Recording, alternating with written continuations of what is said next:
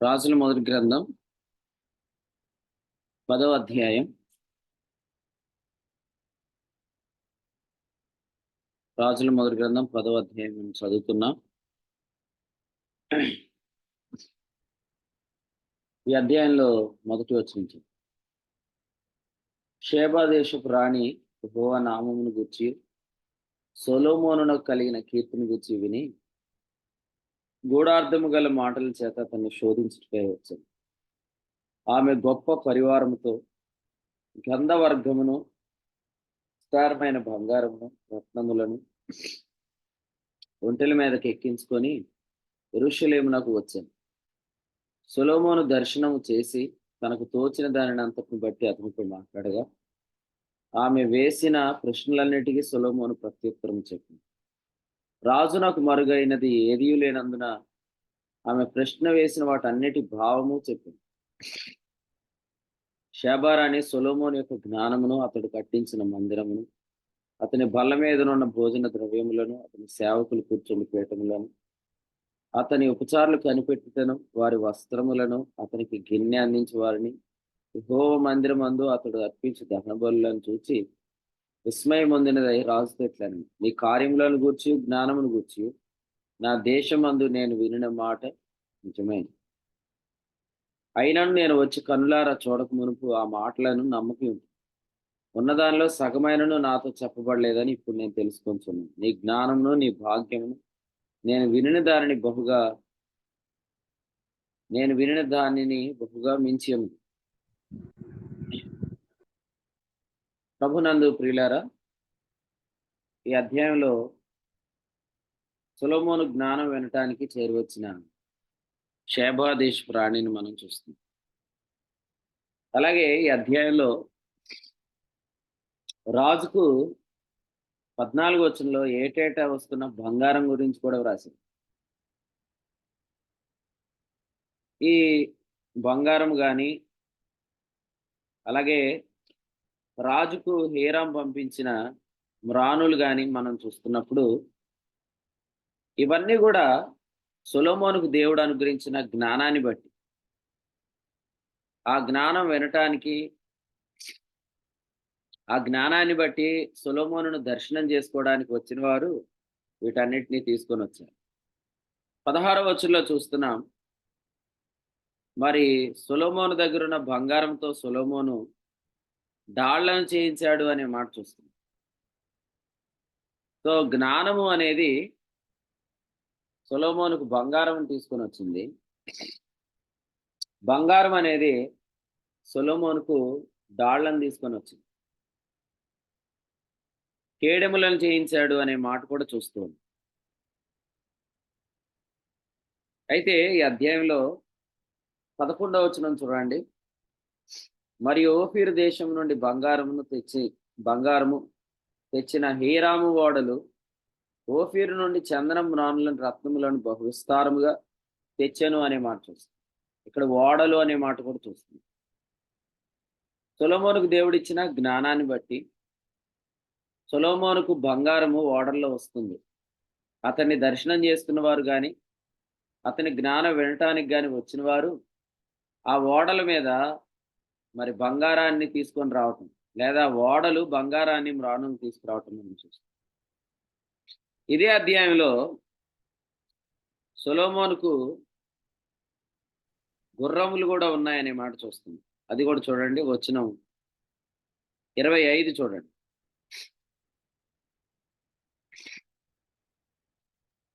ఏర్పాటైన ప్రతి మనిషి వెండి వస్తువులు గాని, బంగారపు వస్తువులు గాని, వస్త్రములు గాని, ఆయుధములు గాని, గంధవర్గములు గాని, గుర్రములు గాని, కంచర గాజులు గాని, తన వంతు చొప్పున కట్నములను ఏటేటా తీసుకొని వచ్చున్నాను.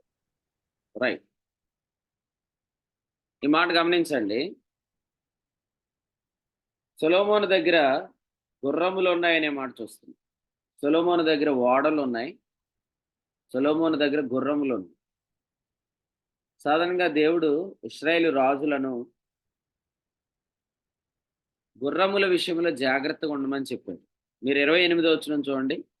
సొలొమోనునకుండు గుర్రములు ఐగుప్తులో నుండి తేబడెను అనే మాట చూస్తుంది. సొలొమోను దగ్గర ఓడలు ఉన్నాయి, అవేమో బంగారాన్ని తీసుకొని వస్తున్నాయి. సొలొమోను దగ్గర గుర్రములు ఉన్నాయి, ఈ గుర్రములు ఎందుకు ఉపయోగపడతాయి అది కూడా చూద్దాం. చూడండి, యెషయా గ్రంథం చూడండి. యెషయా గ్రంథం 32వ అధ్యాయం. యెషయా గ్రంథం 31వ అధ్యాయం చూడండి. యెషయా గ్రంథం 31వ అధ్యాయం మొదటి వచనం చూడండి. మొదటి వచనం 31:1.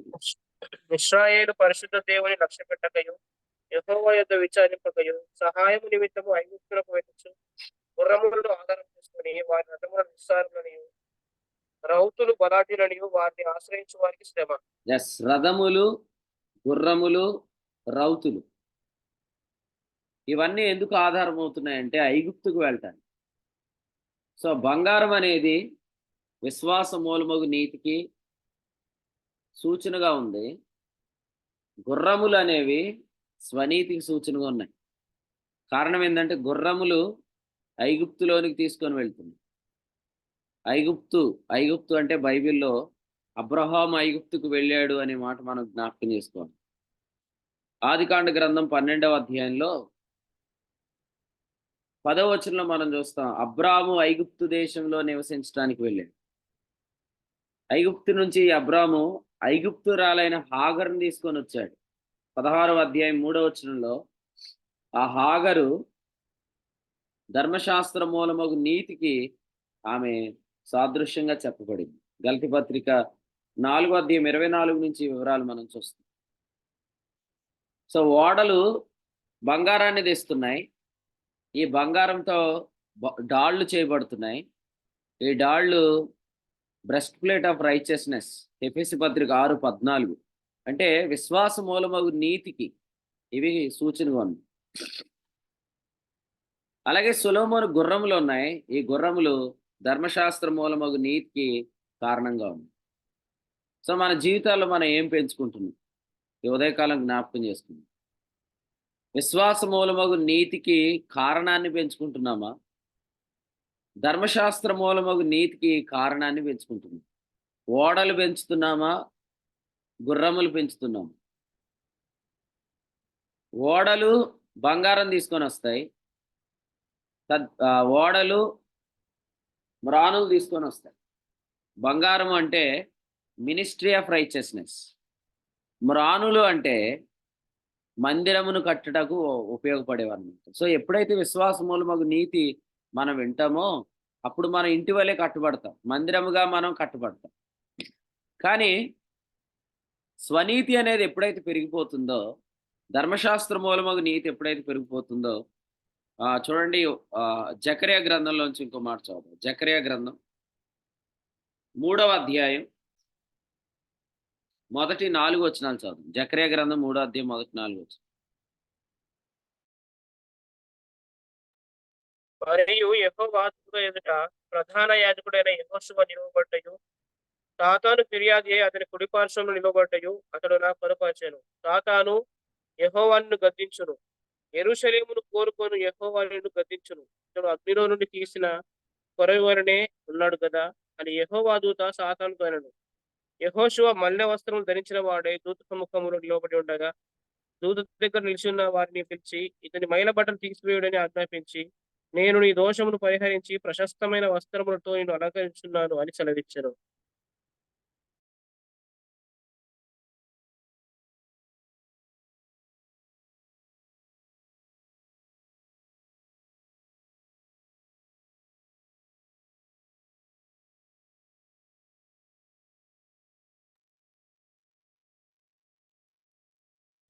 చూడండి, హగ్గై గ్రంథంలో, జకర్యా గ్రంథంలో దేవుని మందిరం గురించి రాసింది. హగ్గై గ్రంథం 1వ అధ్యాయంలో దేవుని మందిరం పాడైపోతుంది అనే మాట మనం చూస్తాం. అయితే ఈ మందిరం ఎందుకు పాడైపోతుందంటే దానికి కారణము జకర్యా గ్రంథం 3వ అధ్యాయంలో చెప్పాడు.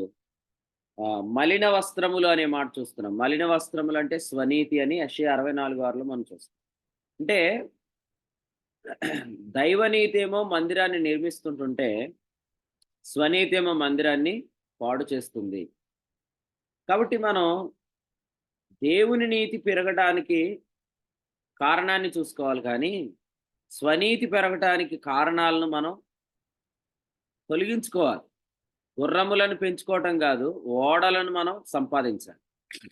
చూడండి ఆ మాట ఫిలిప్పీలకు వ్రాసిన పత్రిక 3వ అధ్యాయంలో నుంచి క్రొత్త నిబంధన వెలుగులో పత్రికలో మనం చదువుదాం. ఫిలిప్పీలకు వ్రాసిన పత్రిక 3వ అధ్యాయం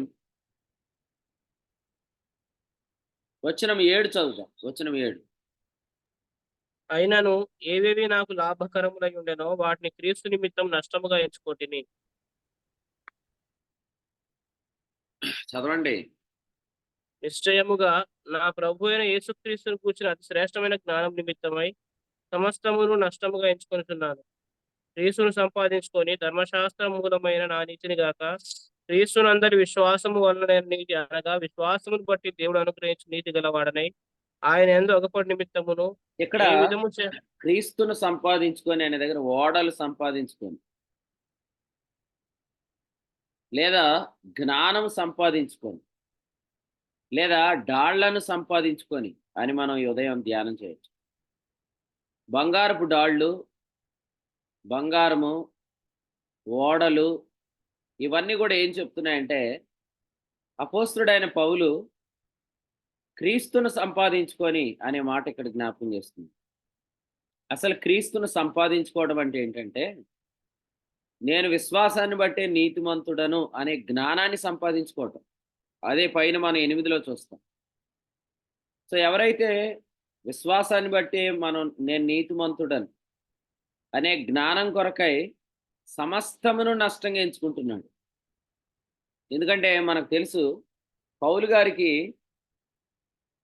ధర్మశాస్త్రాన్ని బట్టి నీతి అనే మతంలో అనగా యోధా మతంలో చాలా ఆధిక్యతలు ఉన్నాయి. మీరు వచనం 5 నుండి మనం చదివితే ఆ ఆధిక్యతలన్నీ చెప్పాడు. ఇప్పుడు భాషలో చెప్తే చాలామంది కొన్నిసార్లు తమను తాము లోక సంబంధుల్లాగా పరిచయం చేసుకుంటారు. ఫలానా కులంకు చెందినవాడను, ఫలానా వర్గానికి చెందినవాడను అని పరిచయం చేసుకుంటారు. అంటే వాళ్ళు ఏం చెప్తున్నారంటే నేను ధర్మశాస్త్రాన్ని బట్టి నీతిమంతుడని చెప్తున్నారు వాళ్ళు. ఎందుకంటే విశ్వాస న్యాయంలో యూదులకు అన్యులకు మధ్యలో ఉన్న గోడ పడగొట్టబడింది. ఎఫెసీ 2:14 మనం చూస్తాం. అంచేత విశ్వాస మూలమగు నీతి అనే దానిలో ఎవరైతే తమ్మును తాము ఎంచుకుంటున్నారో వారికి ఏవేవి లాభకరముగా ఉన్నవో వాటన్నిటిని వారు పెంటతో సమానంగా ఎంచుకుంటున్నారు.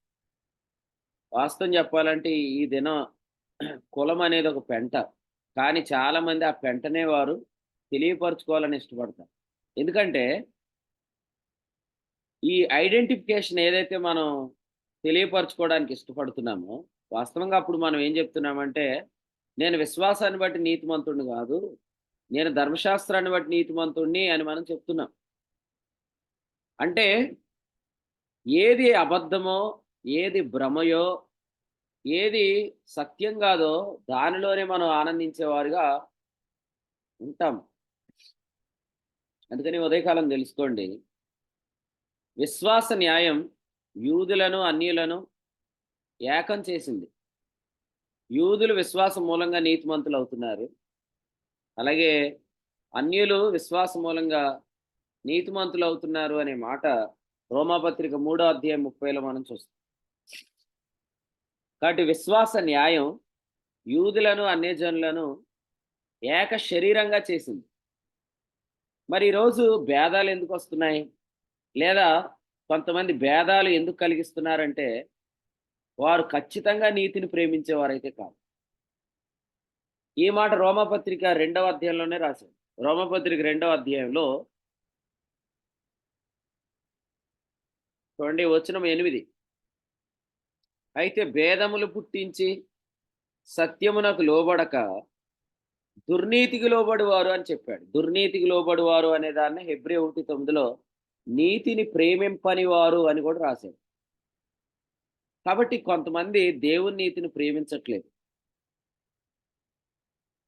బైబిల్లో ఫిలిప్ అని ఉంది కదా, ఫిలిప్ అంటే అర్థం ఏంటి? ఫిలిప్ గుర్రం తెలియదు.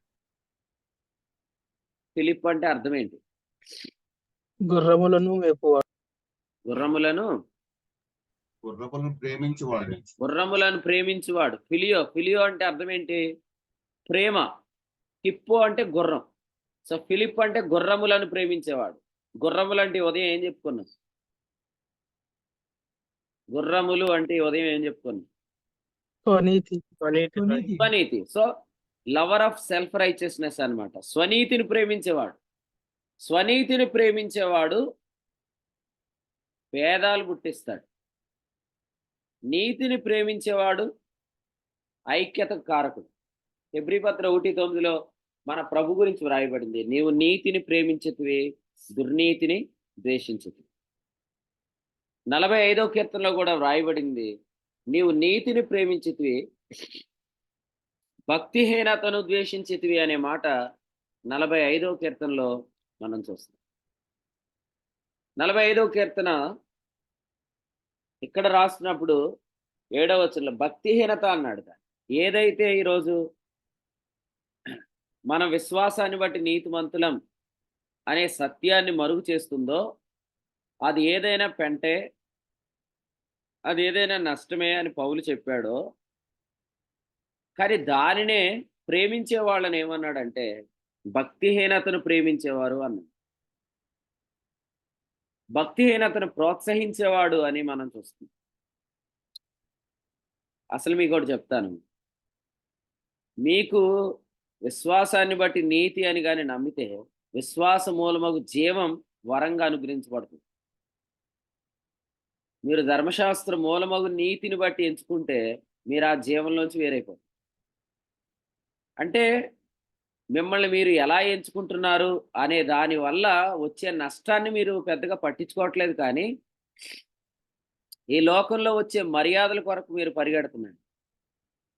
రోమాపత్రిక 12:2 ఏమన్నాడు?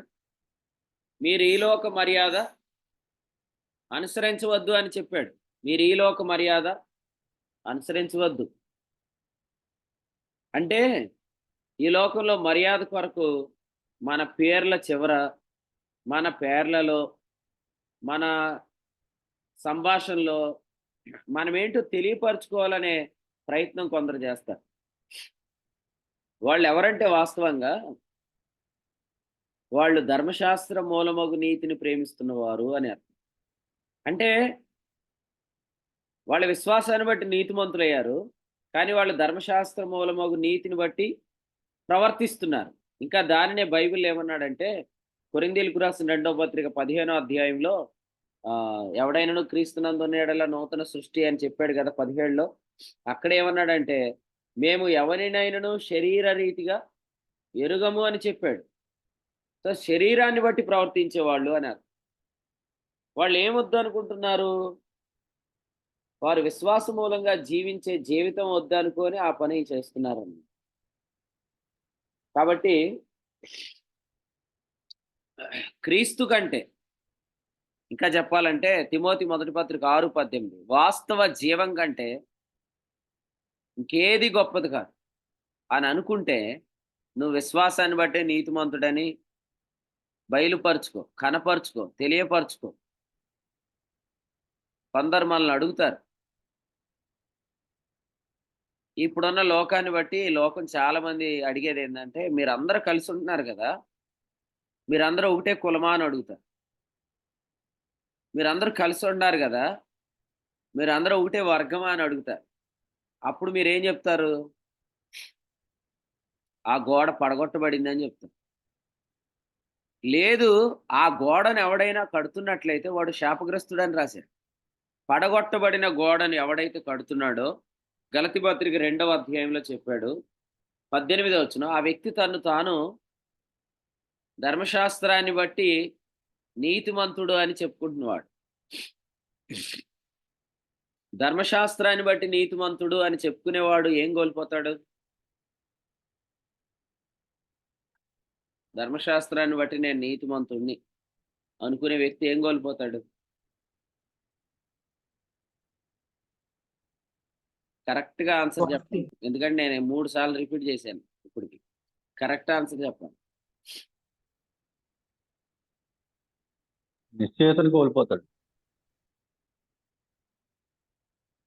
ధర్మశాస్త్రాన్ని బట్టి నీతిమంతుడు అనుకునే వ్యక్తి ఏం కోల్పోతాడు? మూడు జ్ఞానం సార్లు చెప్పాను. జ్ఞానం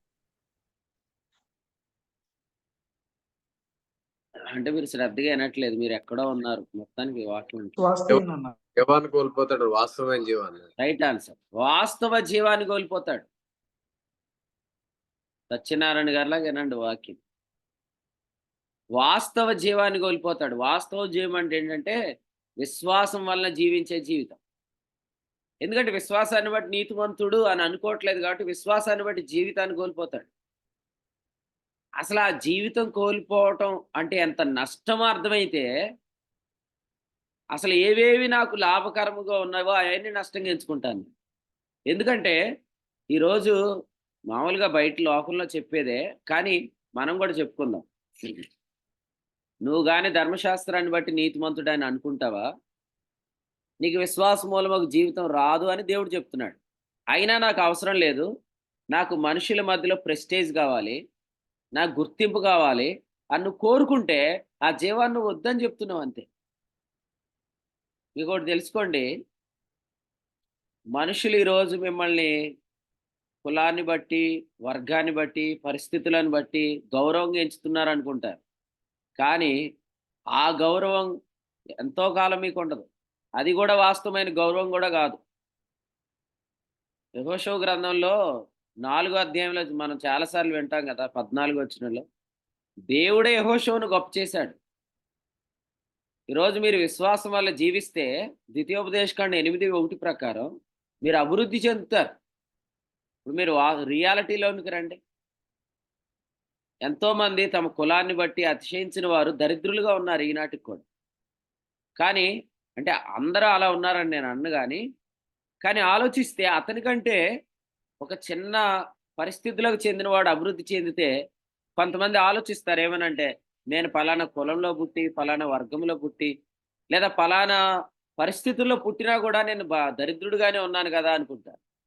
కానీ మన వాక్యపు వెలుగులో ఆలోచిస్తే ఏ వ్యక్తి అయితే తాను విశ్వాసాన్ని బట్టి నీతిమంతుడను అని ఎంచుకోలేకపోతున్నాడో ఆ వ్యక్తి విశ్వాస మూలమగు జీవాన్ని కోల్పోవటం వల్ల అతడు ఎంతో నష్టపోతున్నాడు.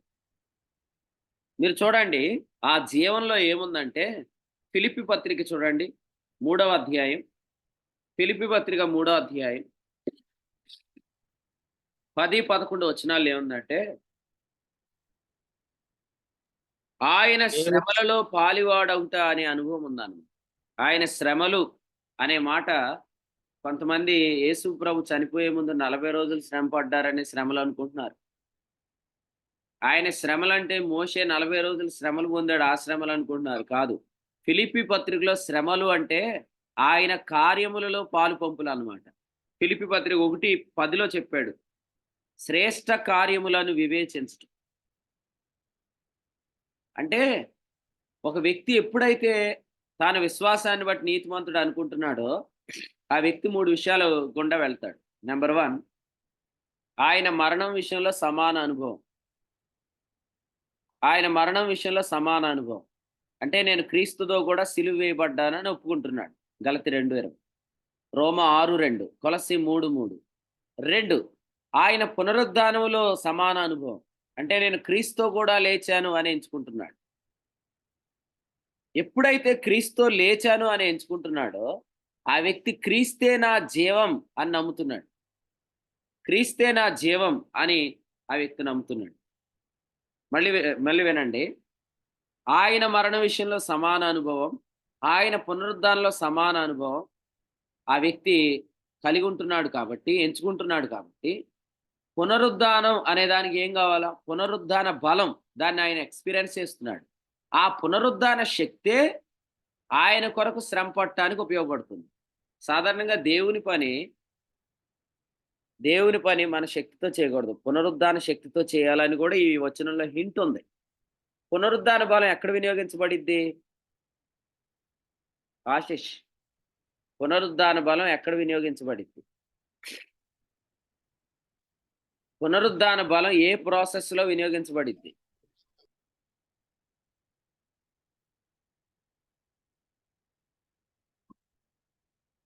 చెప్పండి. పునరుద్ధాన బలం ఎప్పుడు వినియోగించబడిద్ది?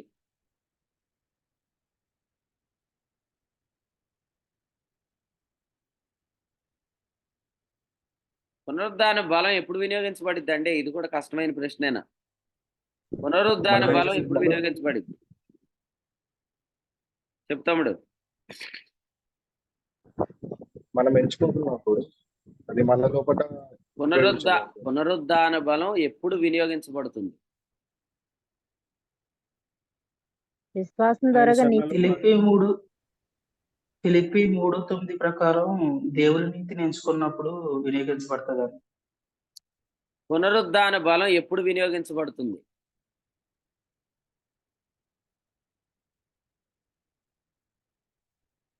పునరుద్ధాన బలం ఎందుకు అవసరం? పునరుద్ధాన బలం ఎందుకు అవసరం?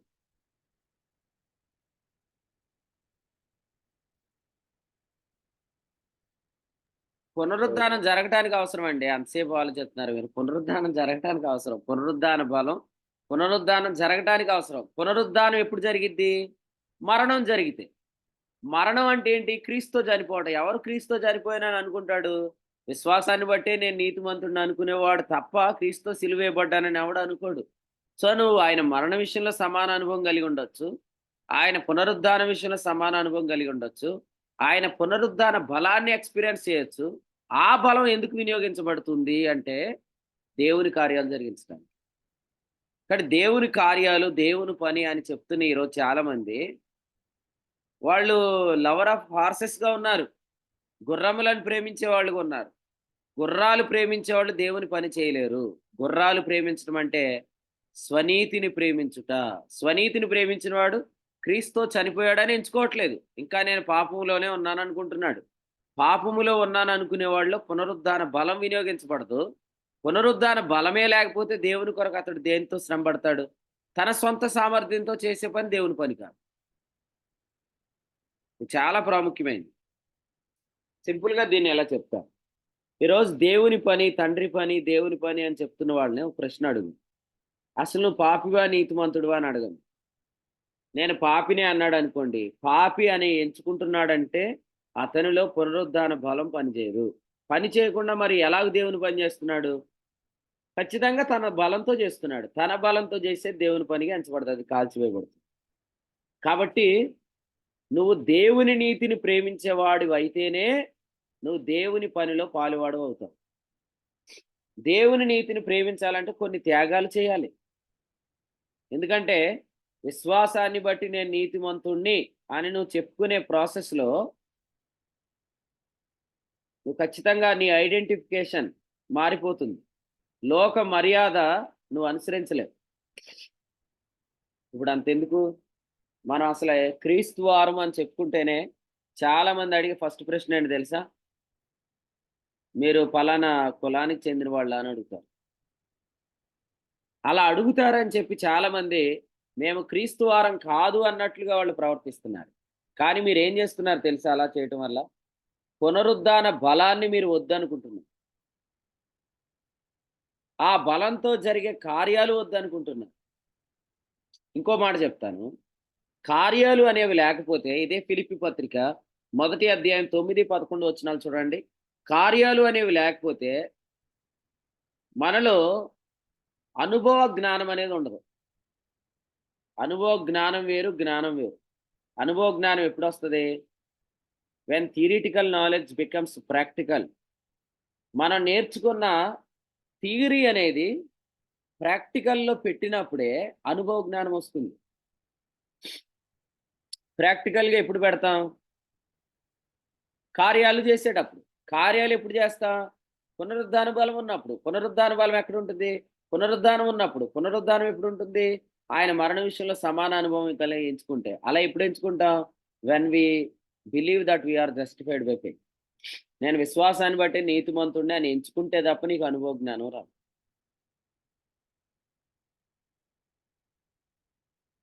చాలా మందికి థియరిటికల్ నాలెడ్జ్ ఉంది, కానీ మనందరికీ ప్రాక్టికల్ నాలెడ్జ్ ఉండదు. అనుభవ జ్ఞానం ఉండాలి. అనుభవ జ్ఞానం అనేది కార్యాలు చేయటం ద్వారానే వస్తుంది. కార్యాలు చేయడం ద్వారానే వస్తుంది. నేను చాలాసార్లు చెప్తాను అని మీకు అర్థం అవటని చెప్తున్నాను. వెలుగు ఎంత వేగంతో వెళ్తుంది? 3,00,000 కిలోమీటర్లు వెళ్తుంది అనమాట సెకండ్కి. వెలుగు యొక్క వేగం అది. మరి నీటిలో అంతే వెళ్ళిద్దా? నీటిలో మీరు ఎప్పుడైనా నీటిలో టార్చ్ లైట్ వేసారా? లైట్ ఎలా కనపడిద్ది?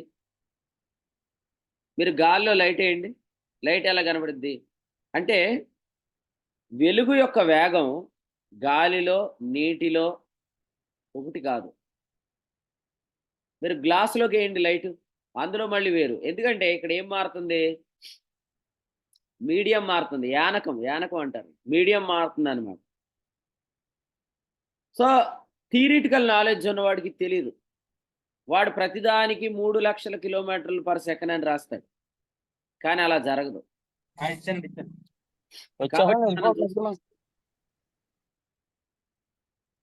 కాబట్టి మనం చూస్తున్నప్పుడు మనకు ప్రాక్టికల్ నాలెడ్జ్ అనేది ఉండాలి. రాత్రి జరిగిన కూడికలో వంట మేస్త్రికి థియరిటికల్ నాలెడ్జే ఉంది. ప్రాక్టికల్ నాలెడ్జ్ లేకపోతే ఏం జరిగింది? ఖచ్చితంగా ఉంటుంది. వంట మేస్త్రికి ఎందుకు ఉండదు? ఎందుకంటే అతను చేసేవే కార్యాలు కదా. అలా కాకుండా వంట ఎలా చేయాలో అనే జ్ఞానం ఉంది, కానీ ఇప్పుడు దాకా ఆయన వంట చేయలేదు. ఏం జరిగింది? సో అందుకనే ప్రాక్టికల్ నాలెడ్జ్ అనేది మన అందరిలో ఉండాలి. ఎప్పుడు ఉంటుందంటే కార్యాలు చేస్తూ ఉంటుంది. కార్యక్రమం నడిపించే వారికి కానీ, వాక్యం చెప్పేవారికి కానీ, కార్యాలు నిర్వహించే ప్రతి ఒక్కరికి కూడా దేవుడు ఈరోజు అనుభవ జ్ఞానం ఇచ్చాడు. అనుభవ జ్ఞానం కావాలి మనకు. లేకపోతే ఏం జరుగుతుందంటే థియరీ అనేది చాలాసార్లు ఫెయిల్ అవుతుందన్న. కానీ దేవుని పిల్లల్లో చాలామందికి ఇక్కడ జ్ఞానం ఉంది, కానీ ప్రాక్టికల్గా జ్ఞానం లేదు. ఎందుకంటే వాళ్ళు ఎప్పుడూ కూడా కార్యాల్లో పాలు పంపులు పొందట్లేదు. టీవీలో క్రికెట్ వస్తే ఇక్కడ టీవీ చూసేవాడు కూడా ఏమంటాడు?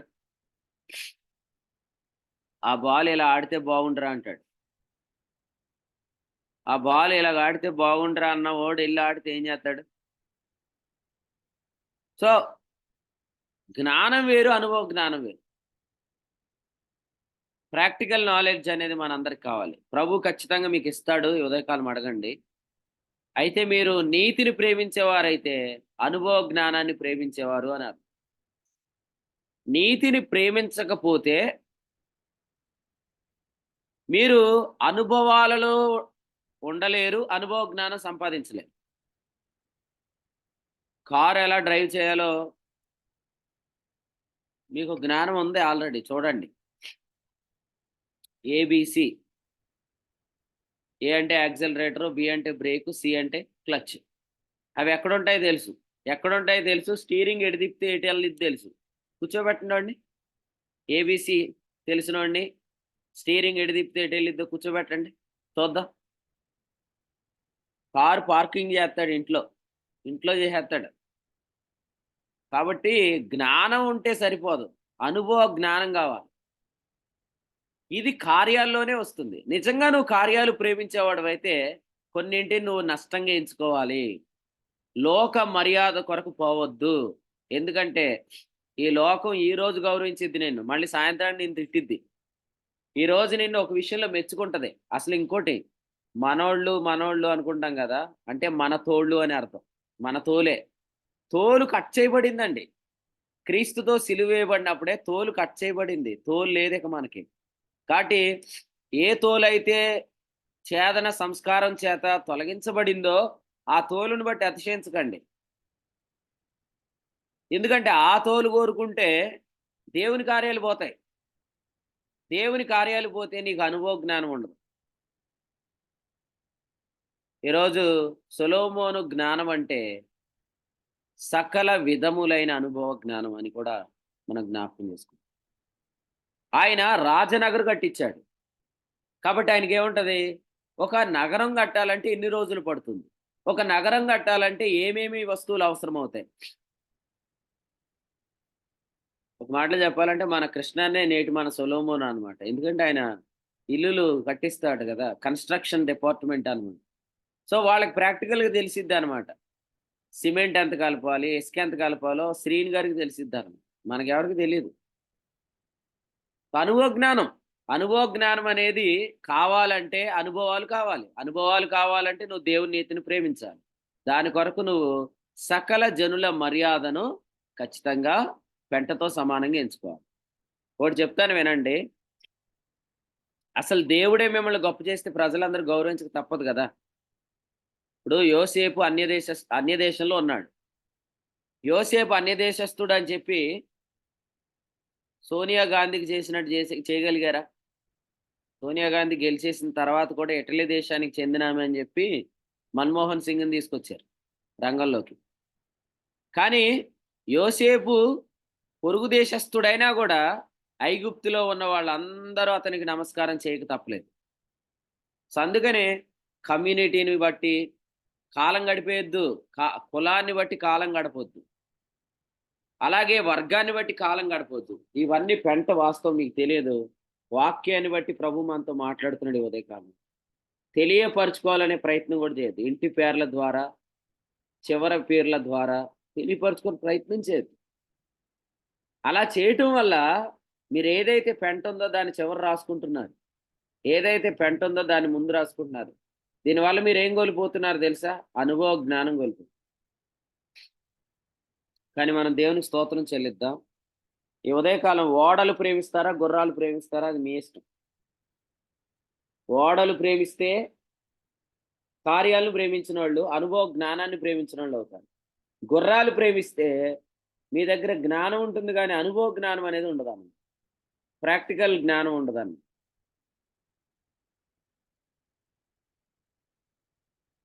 జాగ్రత్తగా వినండి. పరిశుద్ధ గ్రంథంలో పేతురు తన 2వ పత్రికలో ఏం చెప్పాడు చూడండి. పేతురు రాసిన 2వ పత్రిక అందరూ తీయండి, చూడండి. 3వ వచనం చూడండి.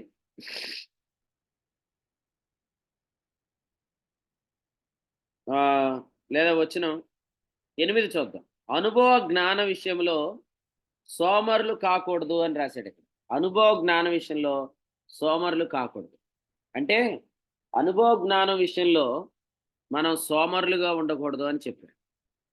కాబట్టి దేవుని పిల్లలకు అనుభవ జ్ఞానం ఉండాలి అని ఇక్కడ చెప్తున్నాడు. అనుభవ జ్ఞానాన్ని 5వ వచనంలో ఏమని చెప్పాడంటే మీ విశ్వాసమందు సద్గుణము అని చెప్పాడు. నిజంగా మీ అందరిలో మంచి గుణం ఏంటంటే మేమందరం క్రీస్తుని బట్టి ఒకటే అని చెప్పటం. మీ విశ్వాసమందు సద్గుణం ఉండాలి. అది కాకుండా ఇక ఏ గుణం ఉన్నా మన పరిచర్లో అనుకోకుండా ఇలా కూడా రాకూడదు. ఈయన ఫలానా కులం నుంచి ప్రభువుని నమ్ముకున్నాడు, ఈయన ఈ రాత్రి సాక్ష్యం అందిస్తాడు అనేది మన పరిచర్లో రాదు, ఎప్పటికీ రాదు. ఒకవేళ వచ్చింది అంటే ఇక ఆ పరిచర్య నిలబడుతుంది. సాక్ష్యం అనేది ఈరోజు చాలా మంది ఎలా చెప్తున్నారు చూడండి. అంటే అక్కడ కూడా క్రైస్తవ ప్రోగ్రామ్స్లో కూడా మనుషులు తాము ఎవరో చెప్పేటప్పుడు యేసు ప్రభు యొక్క సిలువను వ్యర్థం చేసేస్తున్నారు. నిజంగా మనకు ఇవేవి కూడా లాభం కాదు. లాభం ఒక్కటే, విశ్వాస మూలమగు జీవంలో నిలిపి ఉంచే విశ్వాస మూలమగు నీతే మనకు లాభకరం. ఆ జీవంలో ఉన్న పునరుద్ధాన బలం మనకు లాభకరం. ఆ పునరుద్ధాన బలంలో ఉన్న దైవ కార్యాలు మనకు లాభకరం. ఆ దైవ కార్యాల్లో ఉన్న అనుభవ జ్ఞానం మనకు లాభకరం. ఈ లాభాన్ని బట్టి ఆ నష్టాన్ని నష్టంగా ఎంచుకోండి. ఆ నష్టాన్ని లాభంగా ఎంచుకుంటే ఈ లాభాలన్నీ నష్టపోతాం. ఎవరికైతే ఈ వచనాల్లో మనం చదువుకున్నట్లుగా అనుభవ జ్ఞానం ఉందో, ఎవరికైతే దేవుడు అనుభవ జ్ఞానాన్ని పెంచాడో వారి గురించి ఇక్కడే వ్రాస్తూ వచ్చే ఒక మాట చెప్పాడు చూడండి. 11వ వచనం, పేతురు రాసిన 2వ పత్రిక 1:11 వాళ్ళకి నిత్య రాజ్యంలో సమృద్ధి అనే ప్రవేశం అని చెప్పాడు. క్రీస్తు న్యాయపీఠం దగ్గర 66 గ్రంథాల పేర్లు అడగడు దేవుడు. క్రీస్తు న్యాయపీఠం దగ్గర బైబిల్లో ఎన్ని వచనాలు ఉన్నాయో అడగడు. ఇవన్నీ ఎక్కడ అడుగుతారు? బైబిల్ గ్రంథంలో ఎన్ని అక్షరాలు ఉన్నాయి కూడా చెప్పేవాడికి ఇక్కడ ఫస్ట్ ప్రైజ్ వచ్చింది, అక్కడ రాదు. అక్కడ ఎన్ని అధ్యాయాలు ఉన్నాయి, ఎన్ని గ్రంథాలు ఉన్నాయి, ఎన్ని అక్షరాలు ఉన్నాయి అనే ప్రశ్నలు ఉండవని తెలిసి కూడా ఇంకా ఏ ప్రశ్నలు అడుగుతున్నారు. వాటికి సమాధానాలు చెప్పిన వాళ్ళు ఇంకా అతిశయిస్తున్నారు. బైబిల్ గ్రంథంలో ఎన్ని పొల్లులు ఉన్నాయి అడగడం. అడిగే క్వశ్చన్ ఒకటే, నీ ద్వారా నేను చేసిన కార్యాలెన్ని, నీ ద్వారా జరిగిన కార్యాలెన్ని, ఇవే అడుగుతాడు. మీరు పాటలు పాడారా అని అడగడం. మీ ద్వారా నేను ఎన్ని పాటలు పాడానో అని చెప్తాడు. మీరు ప్రసంగాలు ఎన్ని చేశారని అడగడం. మీ ద్వారా నేనేం మాట్లాడానని అడుగుతాడు. అంటే మనం చేసేదల్లా దేవుని పని అనుకోకూడదు. మనల్ని వాడుకున్నదే దేవుని పని. మనలో ఆయన శక్తి వినియోగించబడినప్పుడు జరిగేదే దేవుని పని. కానీ దానికి మనకు ఉండాల్సిన జ్ఞానం ఏంటంటే చిన్న జ్ఞానమే అది. I am justified by faith అనే జ్ఞానం ఉంటే చాలు. అది మన జీవితంలో పెద్ద జ్ఞానాన్ని తెస్తుంది. అదే సకల విధములైన అనుభవ జ్ఞానం. చాలా మంది ప్రాక్టికల్ ఫెయిల్ అవుతున్నారు. ప్రేమ అనే అంశం మీద పుస్తకం రాయమంటే ఎంత రాస్తారు చెప్పండి? టైటిల్ ఏమని పెడతారు?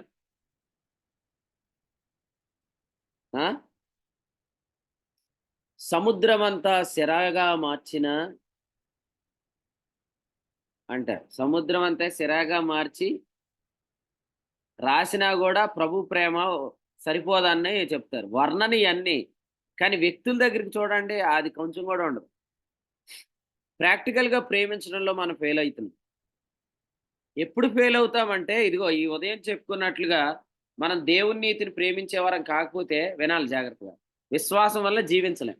విశ్వాసం వల్ల జీవించకపోతే ఎఫెసీ 6:23 ప్రకారం విశ్వాసంతో కూడిన ప్రేమ మనలో ఉండదు.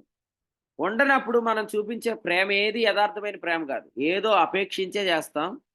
అట్లీస్ట్ కొంతమంది పేరు కోసమన్నా ప్రేమిస్తారు. అంటే కొంతమంది అంటారు కదా, ఈయన చాలా బాగా ప్రేమిస్తాడండి, చాలా బాగా ఆతిథ్యం చేస్తాడండి, ఈయన చాలా బాగా అందరినీ చూసుకుంటాడండి. ఆ పేరు కోసం, ఆ బిల్డప్ కోసం కూడా కొంతమంది ప్రేమించినట్టు యాక్ట్ చేస్తారు. అదేది యథార్థమైన ప్రేమ కాదు. యథార్థమైన ప్రేమ ఎక్కడుంటుందంటే పేతురు 2:1-7 కేవలం భక్తిలోనే ఉంటుంది. ఆ భక్తి ఎలా వస్తుంది అంటే విశ్వాస మూలమగు నీతిని ప్రేమించడమే ఆ భక్తి. దుర్నీతిని ప్రేమించడం భక్తిహీనతను ప్రేమించడం, దేవుని నీతిని ప్రేమించడం భక్తిని ప్రేమించడం.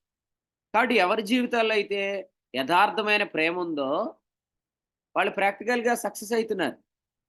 ప్రార్థన గురించి పుస్తకం రాయమంటే ఎన్ని పుస్తకాలు రాస్తారు?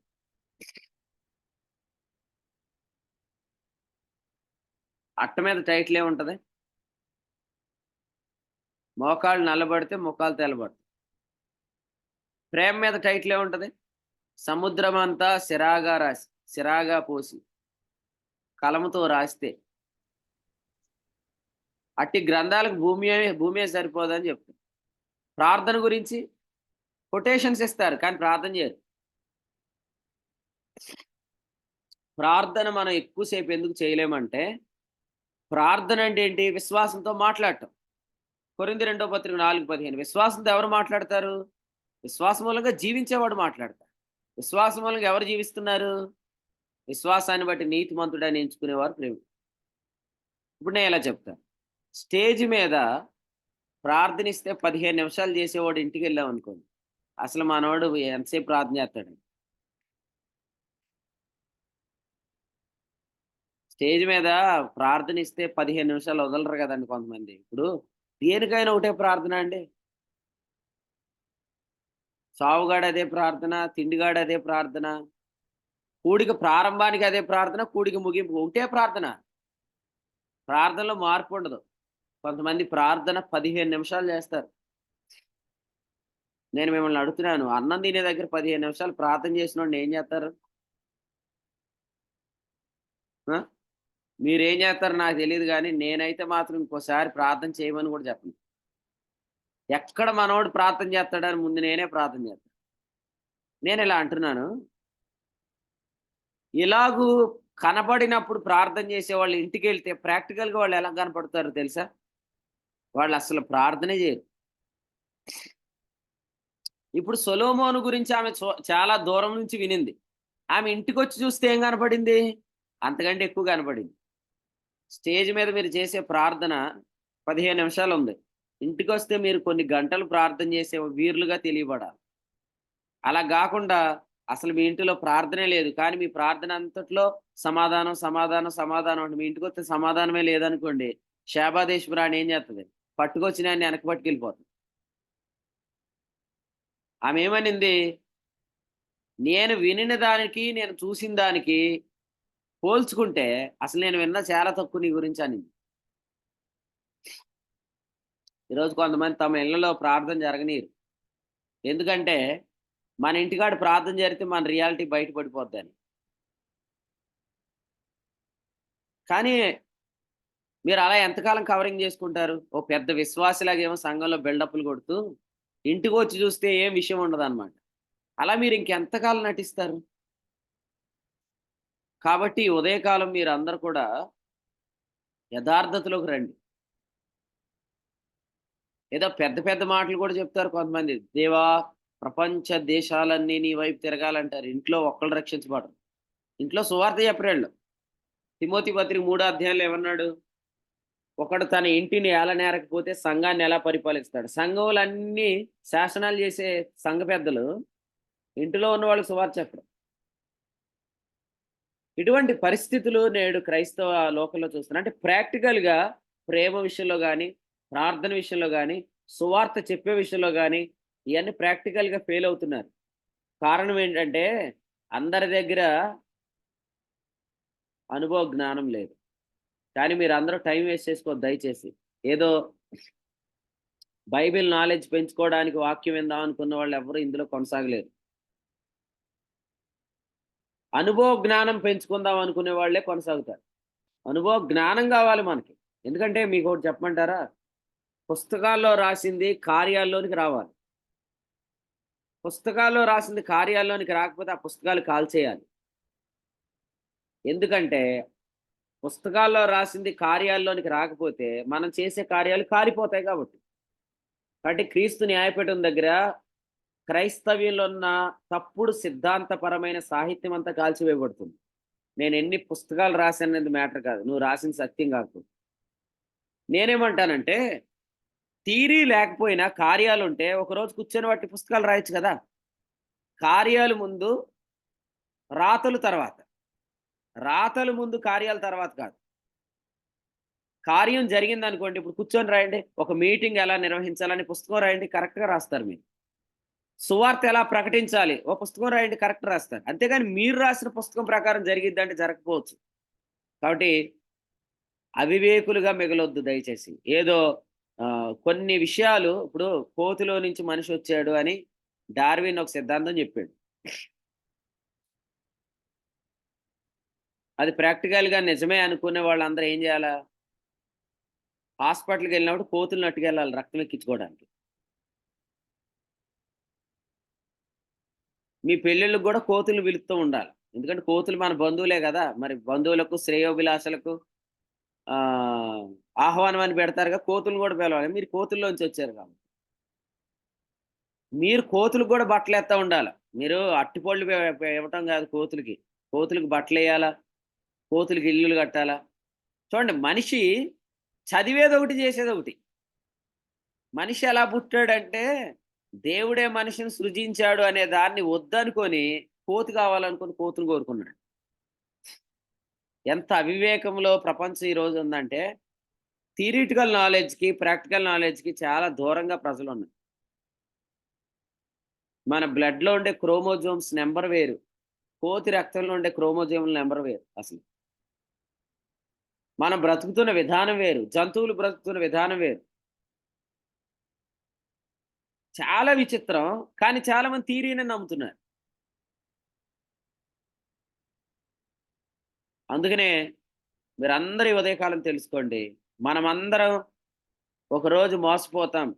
ఒకరోజు అవివేకులుగా నిలబడతామని చాలా మంది ఎక్స్పెక్ట్ చేస్తారు, కానీ అది జరగదు. ఎందుకంటే we are not gaining theoretical knowledge, but we are acquiring the practical knowledge అని. దేవుని మహాకృపను బట్టి మన అనుభవ జ్ఞానాన్ని సంపాదించుకుంటుంది. మీరందరూ కూడా అనుభవ జ్ఞానం సంపాదించుకోండి. వాక్యం చెప్పండి అని అనగానే మీరు స్టేజ్ ఫియర్కి అసలు ఏమాత్రం భయపడద్దు. నిలబడండి, ప్రభు ఆత్మ మీకు సహాయం చేస్తాడు. మొదటి వర్తమానంలోనే మీకు చెమటలు పడతాయి, టెన్షన్ పడతారు, కానీ ఆ తర్వాత అనుభవ జ్ఞానం మీకు చాలా విషయాలు నేర్పిస్తుంది. అనుభవ జ్ఞానం ప్రభు మీకు అనుగ్రహిస్తాడు. ఆఖరి ఒక మాట జ్ఞాపకం చేస్తాను. ఆతిథ్యం చేసే విషయంలో కూడా ఫెయిల్ అవుతున్నారు చాలా మంది. 1 ప్రార్థన, 2 ప్రేమ, 3 సువార్త ప్రకటన, 4 ఆతిథ్యం చేయడం. చాలా మంది ఏం చెప్తారంటే హెబ్రీ పత్రిక 13వ అధ్యాయంలో ఆతిథ్యం చేయ మరవకుడు అని రాసుకుంటారు బోర్డులో, కానీ వాళ్ళ ఇంట్లో ఎప్పుడు ఎవరికి టీ కూడా ఇరు. ఆతిథ్యం చేయ మరవకుడు అనే థియరిటికల్ నాలెడ్జ్, ప్రాక్టికల్గా వాళ్ళ ఇంట్లో టీ కూడా ఎవరికి ఇరు. పిల్లలు 3 సార్లు వందనాలు చెప్తే తప్పులేదు, ఎందుకంటే వాళ్ళకి తెలియదు కాబట్టి చెప్తారు. మీరెందుకంటే 3-4 సార్లు వందనాలు చెప్తారంటే వెళ్ళిపోమానా ఇంటికి వచ్చిన వాళ్ళని?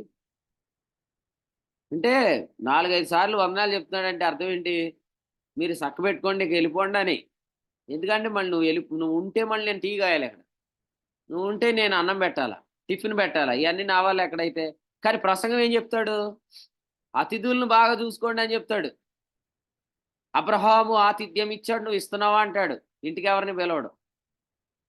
కాబట్టి తెలుసుకోండి, ఉదయకాలం ప్రాక్టికల్గా మనం ఫెయిల్ అవుతున్నామా లేదా, పాస్ అవుతున్నాము. పాస్ అయితేనే, లేకపోతే ఇంకెందుకు ఈ సంగతులని చెప్పుకొని అతిశయించటమే.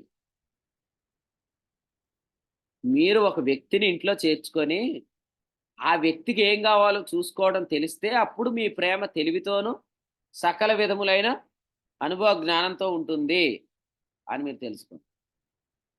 ఎప్పటికప్పుడు ప్రార్థనకు ఎస్కేప్ అవుతారు, ఆతిథ్యం చేసే విషయంలో ఎస్కేప్ అవుతారు.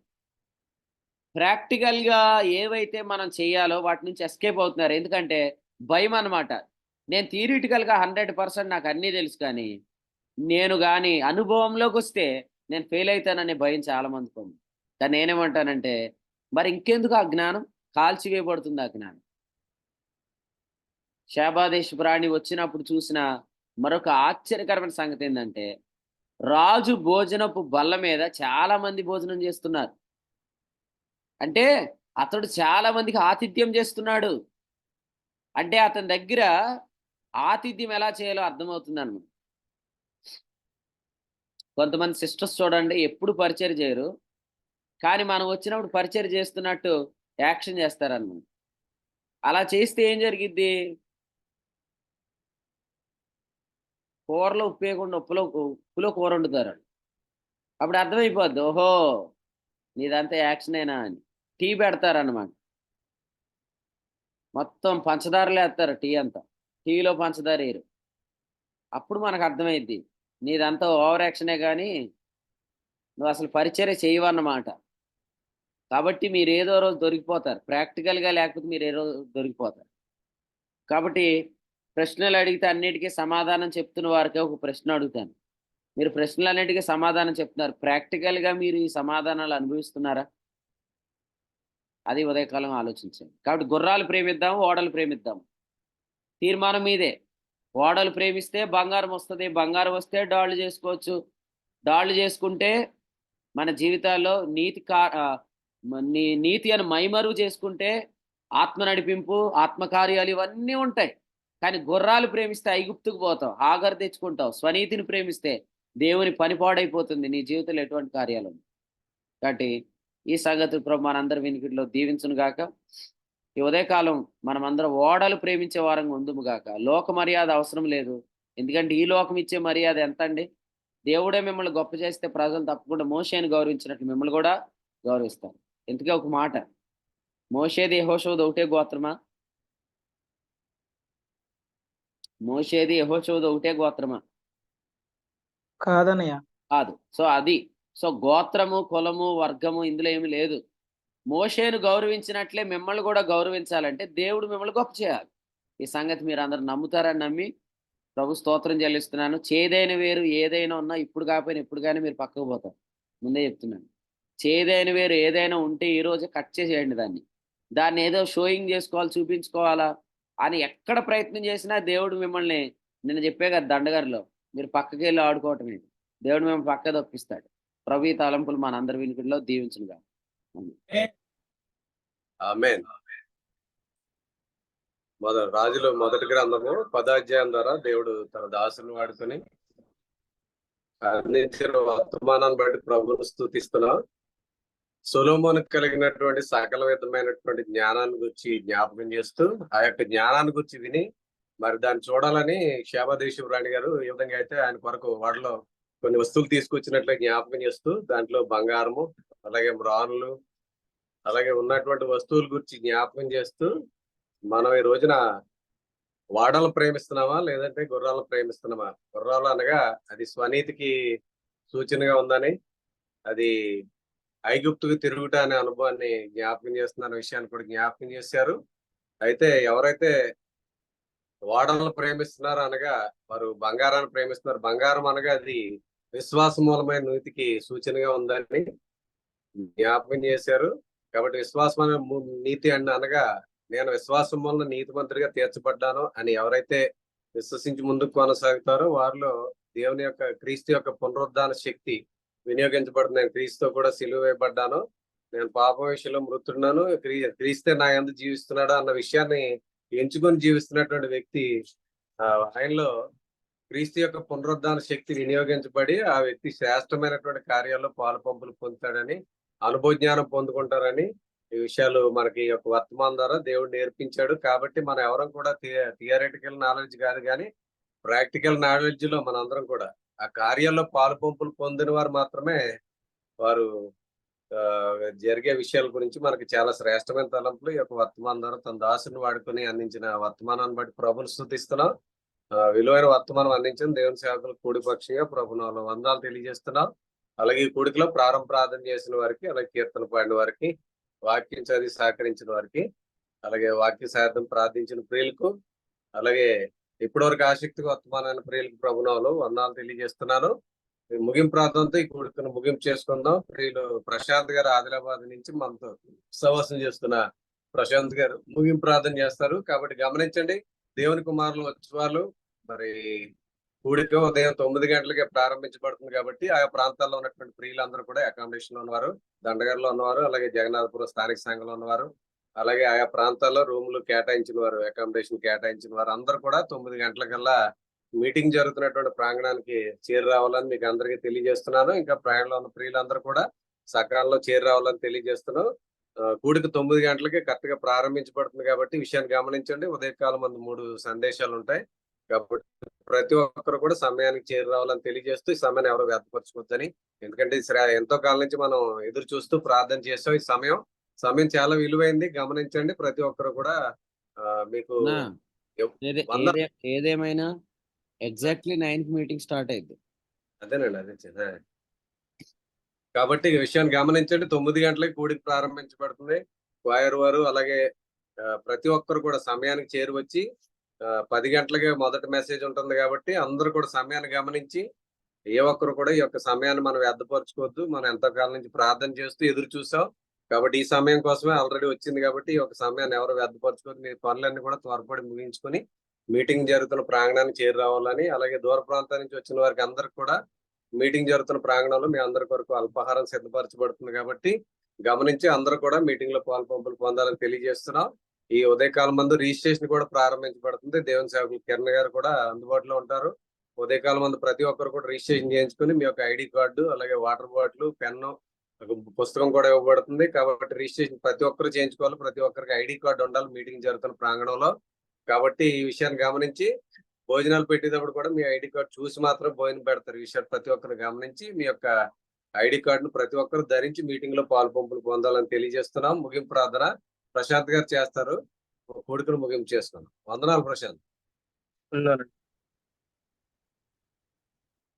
మహాపరిశుద్ధుడైన మా తండ్రి, మీకు వందనాలు స్తోత్రాలు చెల్లిస్తున్నాం. మరొక వర్తమానం ద్వారా ఉదయకాల సమయంలో మేము దర్శించిన విధానం బట్టి మీకు స్తోత్రాలు చెల్లిస్తున్నాం. సొలొమోను జ్ఞానాన్ని తెలుసుకోవడానికి క్షేమాదేశం రాని తండ్రి వచ్చినట్టుగా, బంగారాన్ని తీసుకొచ్చినట్టుగా మీరు మాతో స్తోత్రం. బంగారం అనేది శ్వాస మూలం నీతికి అదృష్టంగా ఉందని మీరు తెలియజేస్తారు. అలాగే గుర్రముల విషయమే జాగ్రత్త అని మీరు ఆనాడు రాజుకు చెప్పారు. ప్రభువా మరి గుర్రములంటే స్వనీతి అని మీరు మాతో మాట్లాడారు. శ్వాస మూలమైన నీతిని జ్ఞానాన్ని మీరు నేర్చుకుంటున్నప్పుడు మేము అభివృద్ధి పొందుతాం, జీవిస్తాం. కాబట్టి ప్రభువా మరి ఎప్పుడైతే మేము ఆయనతో కూడా చనిపోయినామని, ఆయనతో కూడా లేచామని మరి ఎంచుకుంటాము, పునరుత్థాన బలం మా జీవితాల్లో వినియోగించబడుతుంది.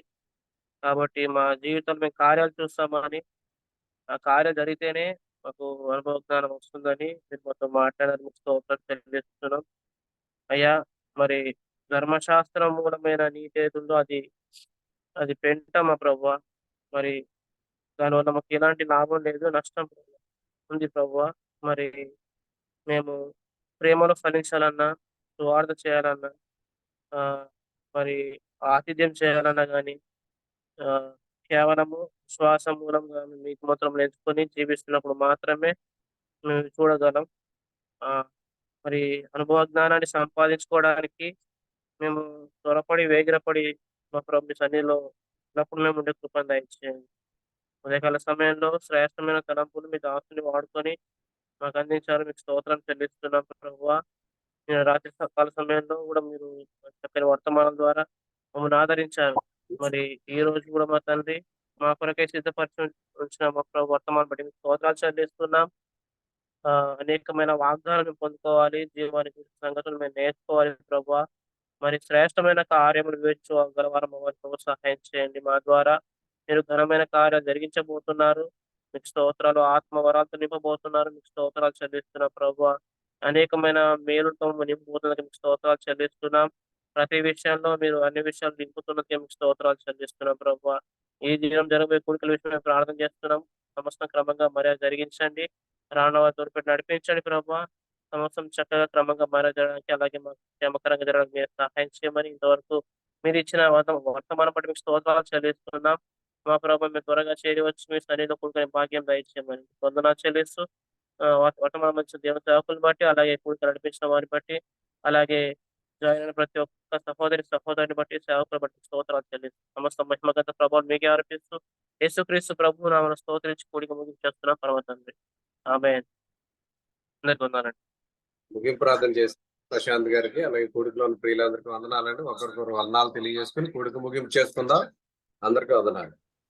అందరికీ వందనాలే అండి. మన అందరికీ ప్రభు వందనాలండి. అందరికీ వందనాలు. అందరికీ వందనాలండి. అందరికీ వందనాలండి. అందరికీ వందనాలండి.